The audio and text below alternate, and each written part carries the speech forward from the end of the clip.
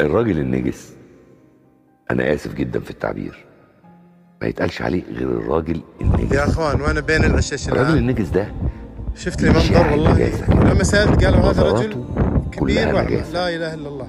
قعدته السلام عليكم. تحرك يبقى انت متخيل ان تعال هو تعال ادخل داخل ادخل داخل، يا ما هنا يا ما هناك. ينام هنا ابوك، يبقى متخيل ان هو ما حصلش يعني، ينام في ذي. وهو اساسا ليه ما نجس. عندكم بيت؟ تبقى عايز تقوم تسفخه كف بس كده هذا على بيتكم عشان يفوق. يا بس الله بتبقى قرفان يا ناس يا ان ناس ايدك يا تلمس ناس خلقته، يا الله. لانه هذا نجس. بيته، هذا فراشه، هذا يبقى فراشه، الرمل شنف الرمل فراشه يا كده. ناس.